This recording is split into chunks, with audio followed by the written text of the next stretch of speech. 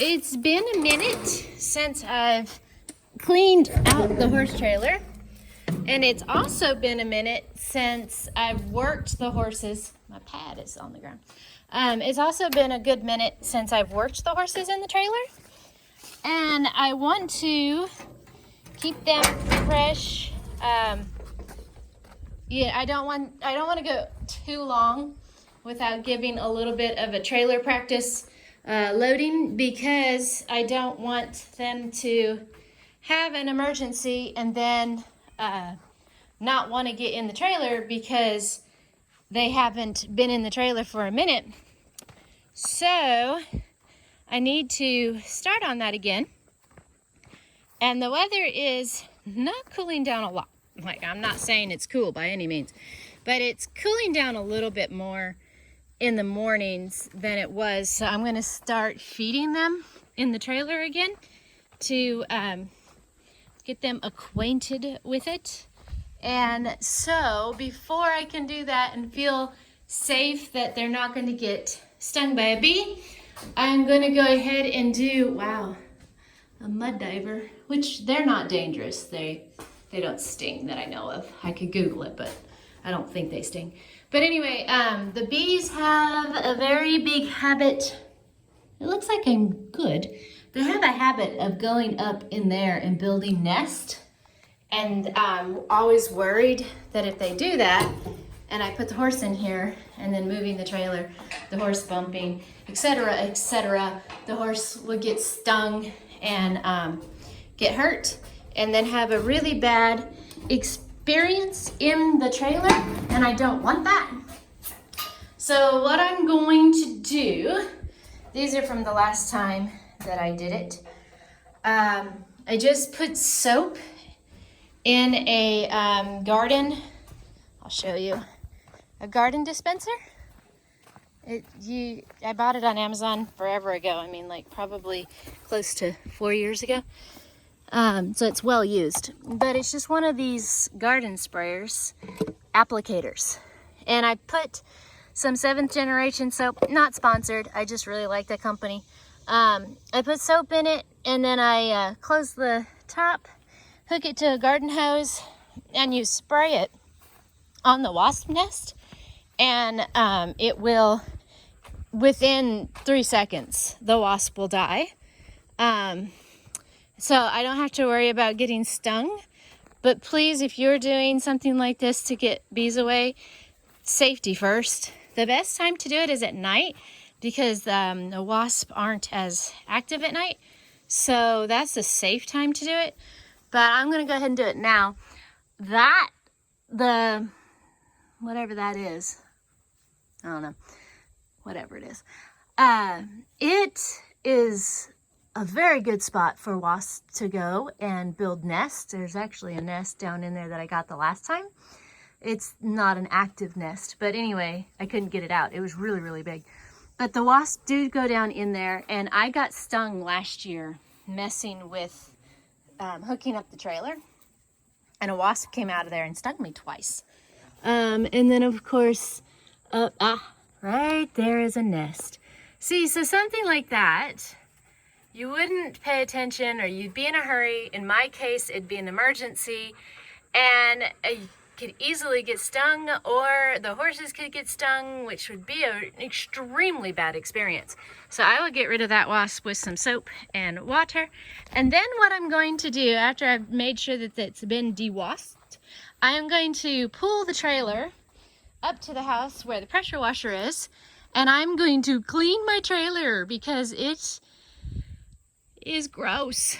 We live in Tennessee, and I don't care what the agricultural state Tennessee says. I know for sure, without a doubt, that the Tennessee state flower is mold. Mold grows so easily here. It's because it's just so humid. I mean, you do not need to water your grass. The grass waters itself. There's so much humidity on the grass in the morning that it literally looks like you've watered it. And it causes just algae or mold or whatever you want to call it beautiful dark green, brown, black color stuff to grow on everything. It grows on the side of the house. I don't know if you can see it from here, but it grows on the siding of the side of the house, which we're not focusing too much on because we're actually going to change that. Those are septic lines, and I'm going to use those in my new barn. You guys stay tuned. It's getting really, really close when I'm going to start being able to build my barn.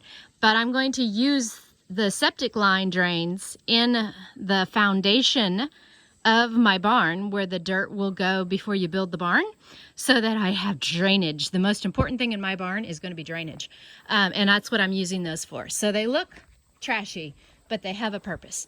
But anyway, back to the point. I am going to pressure wash my trailer and clean it up, but I'm not going to do it in one day because it's hot and I have other things I have to do in life, like clean a house and cook and do dishes and make sure the girls one to cleaning the trailer, getting rid of the wasp. And look at beautiful Leia laying next to Delgado. They just love each other. Yes, they do. All right, so I'm going to go to this wasp nest right here, since this was the one that I'm going to go further out so that my hose gets more length. But this is the one that's a pretty good size one, so you'll be able to see how this works. I'm going to run the water. All right, it comes out soapy. So that is what's going to get the wasp.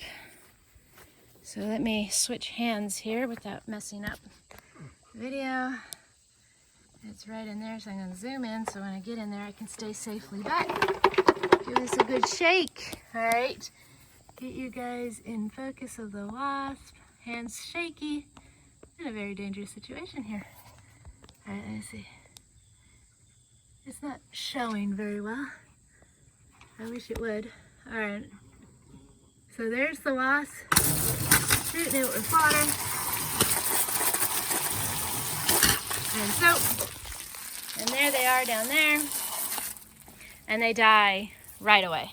I mean, they die really, really quick. I'm sure that a couple flew off in time because I saw them take off, but I will just stand here and wait. When it comes back, I'll give them a shot. But just like that, they're gone. So it's the least amount of suffering that I know for the bees, or the wasp. I wouldn't kill the bees, but the wasp are definitely dangerous. I explained that earlier. Give it a couple of extra shots just to make sure there wasn't anybody hiding behind there. And then I'm going to shoot up in here, which is always fun. I'm trying to watch out for that other one. Sorry about that. My husband called, so video got cut short. But first try, backing the truck up to the trailer. Voila! I got it. But I also got some very angry bees, or wasps, flying around. Woohoo! Close to me. So I might have to go get the soap and spray it down one more time before I hook the trailer up.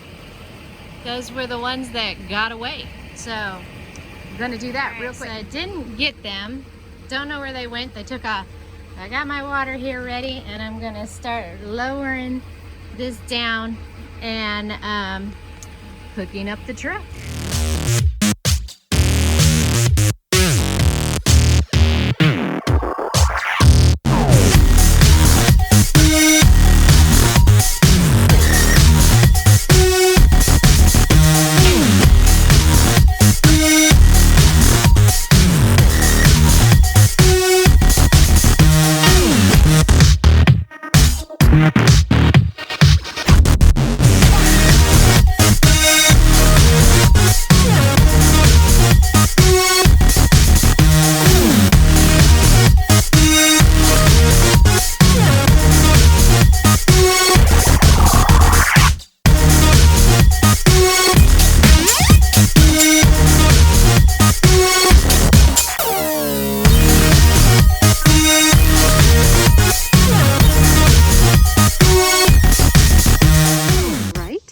So we have polished it up with the handy dandy pressure washer, and it's not perfect. There's still, you know, spots. The roof really needs to be done, but when you're got this grand plan. I'm gonna wash my trailer.